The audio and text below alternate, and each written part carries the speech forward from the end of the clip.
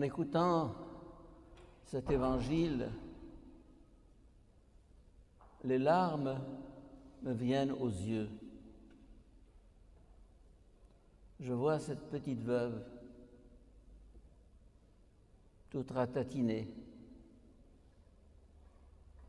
Elle voit le panier, il va bientôt passer sous vos yeux, et elle fouille dans sa poche. Elle n'a plus que 2 petites pièces d'argent, et dans un geste de folie, elle les sort et elle les met dans le tronc. C'est à faire pleurer. Et Jésus qui lit dans les cœurs, qui lit dans les consciences, dit à ses disciples, cette femme a donné plus que tous les autres.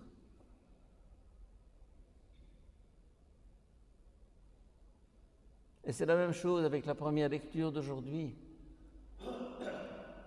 Une veuve, toujours une veuve, qui n'a plus qu'un enfant, et c'est la famine dans tout le pays. Tout le monde meurt de faim. Elle est en train de ramasser quelques brindilles de bois par terre, quand le prophète Élie se présente et lui dit « Donne-moi à boire ». Elle va, elle remplit sa jarre d'eau et elle lui donne à boire. Il lui dit « Donne-moi un morceau de pain ». Alors elle lui dit « J'ai plus rien. J'ai un peu de farine et un peu d'huile pour faire un pain. Nous allons le manger, moi et mon fils, puis nous mourrons. » Et il lui dit, va, cuis-moi un pain.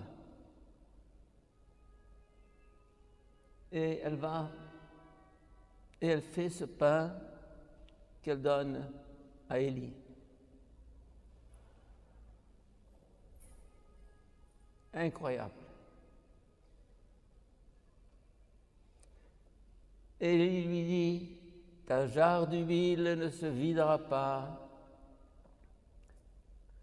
et ton pot de farine ne s'épuisera pas avant que la pluie ne tombe sur Israël.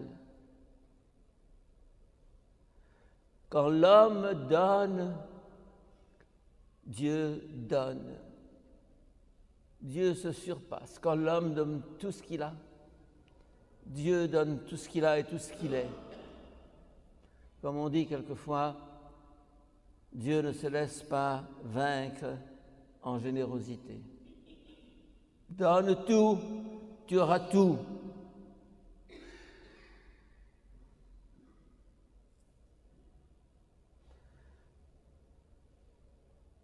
Et ceci me fait penser à un de mes confrères jésuites qui est mort l'année dernière, ou cette année.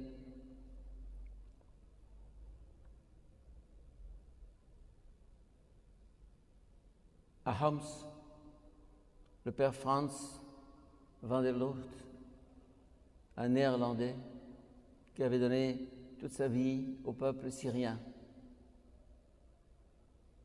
Puis est venue la guerre et la pénurie. J'ai reçu encore cette semaine de mes confrères jésuites là-bas une lettre dramatique. Plus d'eau, plus d'électricité, pendant des jours et des jours et des jours, plus de nourriture. Il lui restait 3 tomates. À la fin, il dit, tiens, j'en ai découvert que 2.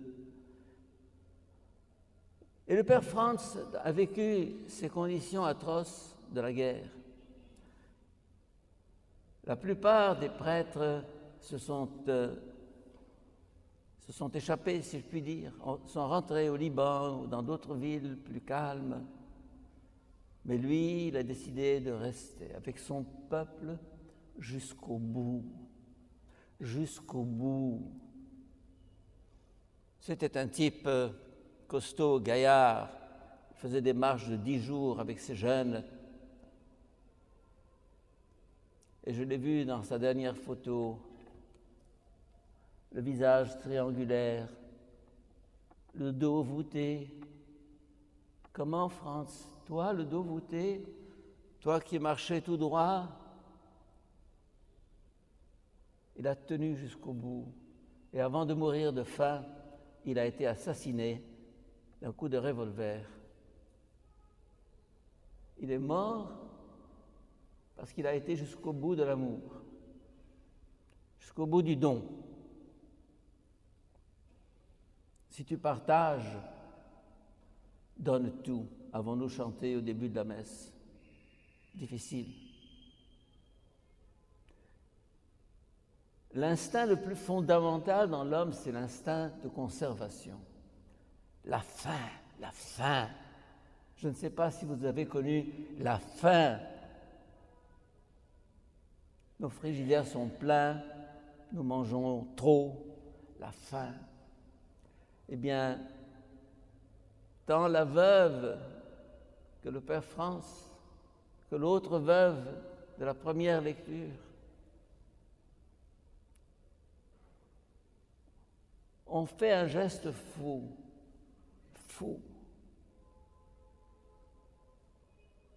Seul le christianisme a fait surgir des visages de ce genre dans l'histoire. Je vous citais il y a quelques mois Vincent de Paul, qui s'est mis au service des esclaves pour les racheter. Mais ils ont mis la main sur lui et il a vécu l'esclavage lui-même pendant 2 ans. Lui, le noble de Paul, Vincent de Paul. Et l'esclavage, je ne vous dis pas ce que c'était. Si tu partages, donne tout.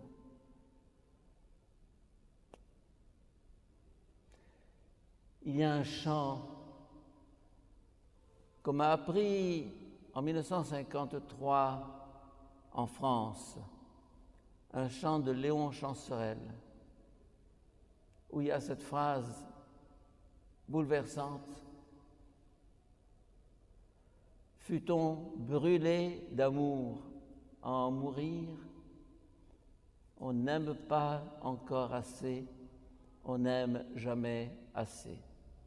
Fût-on brûlé d'amour à en mourir, on n'aime pas encore assez, on n'aime jamais assez. Ça, c'est le christianisme. Aller jusqu'au bout de l'amour, aimer sans mesure. La mesure de l'amour est d'aimer sans mesure. Et quand vous sortirez tout à l'heure, vous verrez ce Christ noir suspendu entre les 2 portes. Le signe de croix, le signe de la croix, le crucifix, c'est celui qui a 33 ans dans la fleur de l'âge, de la force, de la jeunesse, a donné sa vie. Oui. Et encore tout récemment, un de nos jésuites égyptiens, le père Mac Dissef, a demandé d'aller en Syrie, justement dans ces coins où il n'y a plus rien à manger, rien à boire, où il n'y a plus d'eau et plus d'électricité et plus de mazout, avec un froid terrible actuellement. Il a demandé d'aller là-bas. En Égypte, il était très bien. Il était très bien, il faisait du bon travail. Mais il a voulu aller rejoindre les gens qui étaient le plus dans la détresse, simplement pour vivre avec eux cette détresse. Peut-être qu'il ne fera pas grand-chose, mais ce partage de la souffrance, cette compassion, c'est ça qui est au cœur de l'Évangile. Si l'incarnation a une logique, c'est celle-ci. Dieu ne pouvait pas ne pas descendre. Dieu ne pouvait pas ne pas descendre. Et après être descendu, il ne pouvait pas ne pas donner sa vie jusqu'au bout. Fût-on brûlé d'amour à en mourir, on n'aime pas encore assez, on n'aime jamais assez. Et pour terminer, je vous lis un petit texte de Vincent de Paul, dont je viens de parler. Jeanne, c'est celle qui a fondé les Filles de la Charité, de le même esprit que Vincent de Paul. Jeanne, tu verras bientôt que la charité est lourde à porter. Pour que le broc de soupe et le panier plein, plus que le broc de soupe et le panier plein, mais tu garderas ta douceur et ton sourire. Oui, on peut donner de l'argent, mais souvent, ce que les gens demandent, c'est la douceur et le sourire, d'être reconnus pour ce qu'ils sont, d'être respectés. Et là, je voudrais encore parler de Chérine. Sa maman n'est pas là ce soir. Depuis 2 ans, elle a voulu partir au Kenya pour travailler pour les plus pauvres. Elle y est retournée 1, 2, 3 fois, je pense qu'elle est encore là-bas maintenant. Et elle a créé un mouvement. Quitter, se quitter, donner, se donner. C'est ça qui changera le monde. Ce n'est pas les traités, ce n'est pas les politiciens, ce n'est pas ces conférences internationales qui vont changer le monde. C'est la charité, c'est l'amour. L'amour jusqu'au bout, jusqu'au bout, jusqu'au bout. C'est dur, c'est difficile. La charité est lourde à porter, lourde à porter. Car ce n'est pas tout de donner le bouillon et le pain. Cela, les riches peuvent le faire. Tu es la petite servante des pauvres, la fille de la charité, toujours souriante et de bonne humeur. Ils sont tes maîtres, des maîtres terriblement susceptibles et exigeants. Tu verras. Alors, plus ils seront laids et sales, plus ils seront injustes et grossiers, plus tu devras leur donner de ton amour. Amen.